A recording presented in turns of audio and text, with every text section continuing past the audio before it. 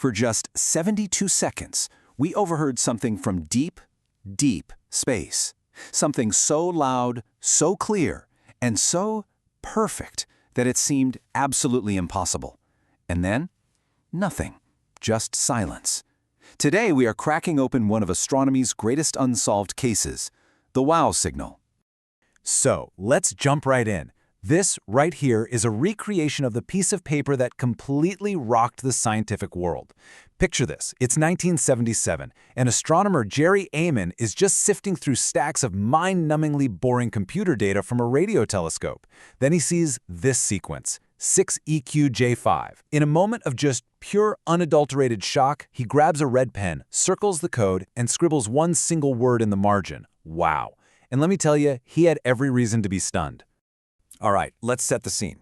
We're going back to August 15th, 1977. We're at Ohio State University's Big Ear radio telescope. This massive dish is just doing its thing, quietly scanning the skies, listening to the endless hiss and static of the universe. Now, the telescope was pointed over at the constellation Sagittarius when it picked up this signal. But here's the crazy part. Nobody knew it at the time. It was actually days later when Ehman was just reviewing the printouts that he found this needle in a haystack. I mean, imagine looking at a sea of ones and twos. That's the normal background hum of space, and then this sequence just leaps off the page at you. So what was the big deal? Why was this so special? Well, this wasn't just some random burst of noise, no. The signal had three very specific characteristics, three clues that made it look exactly, and I mean exactly, like what scientists had been hoping to find for decades, a message from an intelligent civilization.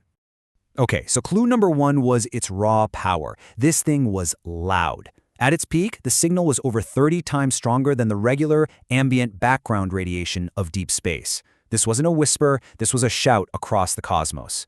Clue number two, and this one might just be the most mind-blowing of all, was its frequency. The signal came in at 1420 megahertz. Now that number is incredibly special. It's known as the hydrogen line. It's the natural frequency of hydrogen, which, is only the most common element in the entire universe. For decades, scientists have predicted this would be the universal calling card, the one frequency any species would use to say hello. The logic here is just beautiful and simple. If you wanted to send a message that literally anyone could find, you wouldn't pick some random channel, right? No way. You'd pick the one thing everyone in the galaxy has in common. It's like the universe's own emergency broadcast system. And the wow signal? It was tuned right to it. And that brings us to our third and final clue. It's a number that's become almost as famous as the signal itself, 72 seconds. So why is that number so important? Well, it's a perfect match for something coming from deep space. See, the Big Air telescope was fixed in place. As our planet turned, any single point out in the stars would drift through its field of view for, you guessed it, exactly 72 seconds. The signal showed up, it got stronger, it peaked, and then it faded away, all within that precise time frame. This was a massive clue that the source was far, far away, and not something from Earth or even orbiting it. Okay, so with what looked like a perfect alien signal, the scientific community just went into overdrive. They had a location in the sky, they had the exact frequency, all they needed was for it to happen again. They pointed every telescope they could get their hands on back to that tiny patch of sky, and they listened. And they kept on listening for months, which turned into years and then into decades. The search was relentless, with dozens and dozens of follow-up attempts, and yet nothing. The signal never repeated. It was a one-time only cosmic event, and the silence that followed has now stretched on for almost half a century. You have to understand, scientists were incredibly thorough here. They immediately ruled out a simple glitch in the telescope. They checked flight paths for any known satellites, military or otherwise. They even looked into the wild possibility that a radio signal from Earth could have bounced off a piece of orbiting space junk. Every single Earth-based explanation, it just didn't work. So, where does that leave us? Well, after all this time with no definitive answer, the investigation has really boiled down to two primary suspects. On one hand, you have the original, incredible possibility, an intelligent alien source.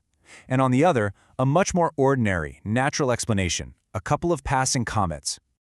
The case for an intelligent source is built on those three perfect clues we just talked about: the right frequency, that incredible power, and the precise 72-second duration.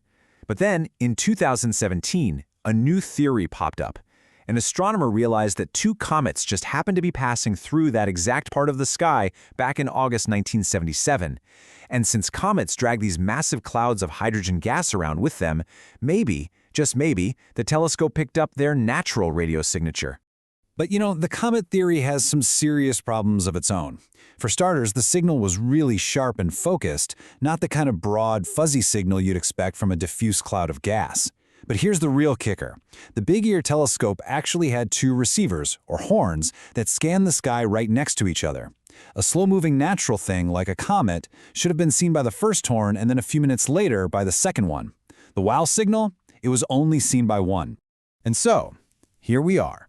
The comet theory doesn't really fit the evidence. And the alien theory?